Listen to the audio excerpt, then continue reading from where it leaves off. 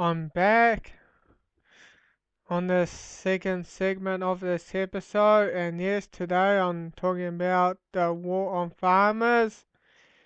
And yes, and that, and yes, there's always been tries that actually been taking the rights away from people to grow their own food as well, and also some land grabs as well. And I've got some news article, and let's go over in the history as well. And yes, it has happened in history as well. And you got Mouse and Tongue as well during the Great Leap Forward, and they had, yeah, caused about 36 million deaths due to starvation, and while another 40 other failed to be born, so that China's population lost during the Great Famine. Then it comes to 76 million. Well, wow, that's a lot of people. But let's go over to this Food Bill 160-2, and why it's a concern. I'm going to go over it. The cost of food sickness justified for the Food Bill 160-2 was grossly exaggerated, and here was the real motivation hadn't been fully disclosed by the New Zealand government.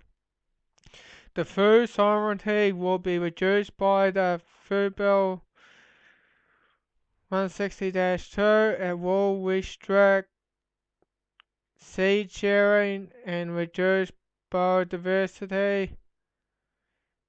It will create legal loopholes that will allow food security minister to make significant charges without the public concern. Mothers will actually more about embracing the New Zealand trade than about the food safety. So it's actually is way more than just food safety, people. It will erode New Zealand's civil liberties and principle due to the power affordable food safety officer.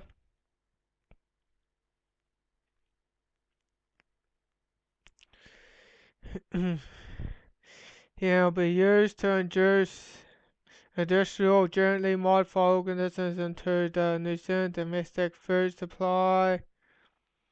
And the New Zealand local food legislation will make it subject to national market forces because of local legislation matched in the external regulation.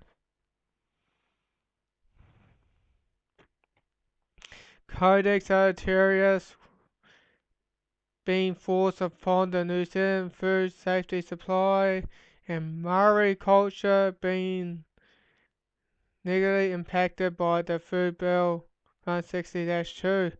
People, man, in New Zealand, it's time that you do wake up. But it was good news though. They sort of tried to do it in 2011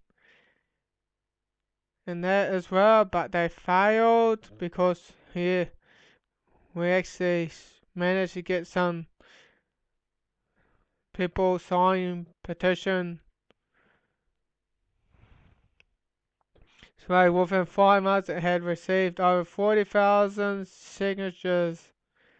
As of May it had about 42 to 303 signatures, percent almost of New Zealand's 1% of the New Zealand's population. Which that was so good news. We actually made the government back off that way, but unfortunately they are trying again. They actually trying again in 2014.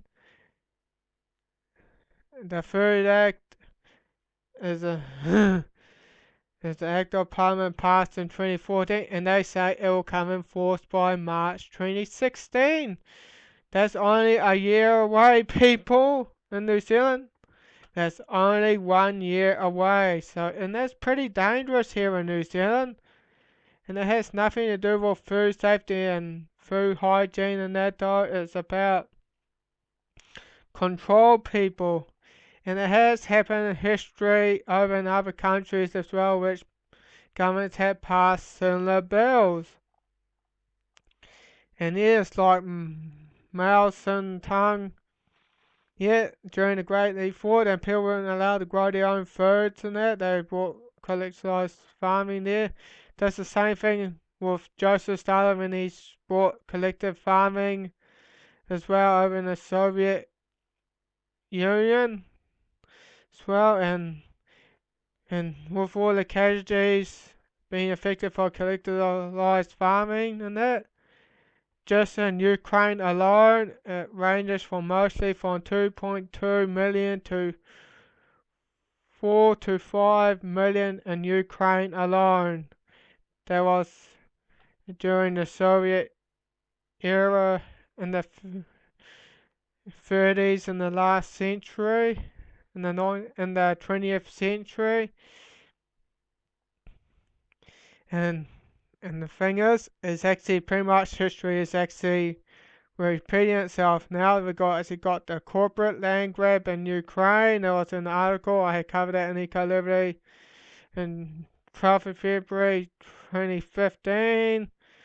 What they're not telling you about the Monsanto road in Ukraine, that I covered that on the 13th of January 2015. And that was on Eco Liberty. I covered that on Eco Liberty. And how Monsanto, the World Bank and IMF are working to force GMOs and destabilize Ukraine. Monsanto and Ukraine, IMF loans for Ukraine to give GMO a giant backdoor into the EU. And there's another article I cover as well. Ukraine government officially introduced saving in vigorous terms, and it says that the unemployed, students, farmers, and visual inventories forced to work under martial law. And I had covered that. That was from Infowars.com on September 26, 2014. And to know that, and the previous government, Viktor Yankovic, was actually overthrown in early 2014, so that was during that protest that was started up from George Soros, so that government can be overthrown to put in a puppet government so they can actually destabilize Ukraine. That's what it's all about. And you probably haven't seen anything like it probably since the Soviet era that probably had occurred 80 years ago.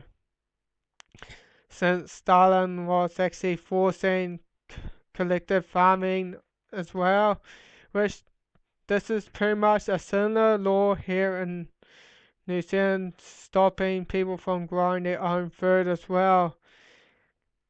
And it's time that we do gotta wake up, New Zealand. Millions of people die when you have laws passed, when you have government pass those laws as well.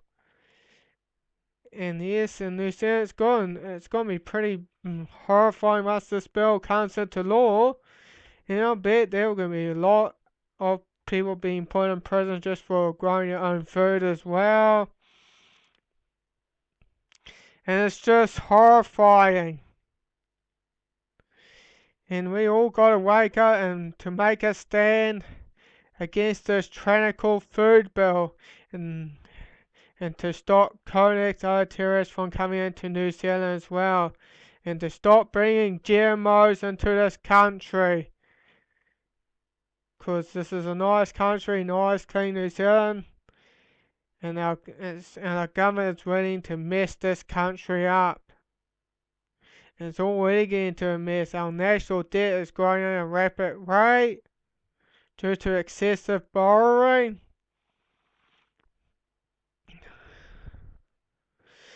It's just horrifying to see this country going ahead like this because people are just in their trance, don't even care what's going on. They only care about this X Factor thing as well, their sports as well, and their Facebook as well. And I'm not against social media, but man, if that's what you're all gonna do and be so addicted to your cell phones and that though, and that's what all you're doing, then you gotta get out of this trance though. You can't afford to be in there. Cause once this food bill is in there though, and you're not gonna be able to eat healthy food once this is through. This is so dangerous, and when people do try, they just get thrown in prison. They're just gonna throw us in prison just from growing our own food. Hmm. And this is just so heart-wrenching to me as well because I like growing my own food as well. That's why I stood up for my rights to grow my own food. And I had told my friends about it, but they don't seem to even listen. They just say, oh, it's not going to get passed. But the thing is, the government's not going to give up. He's going to try and try again till the elites got their way. In which it has nothing to do with food hygiene and food safety. It's about control. It's about allowing access to have GMOs in New Zealand growing on the farms and messing up environment. Oh well, sure, I'm running out of time. I'm ranting pretty much at the end of this episode. I think I'm gonna be probably doing another segment as well for the closing. So, and this is it for now for this segment. That's over now. I'll see you on the next segment of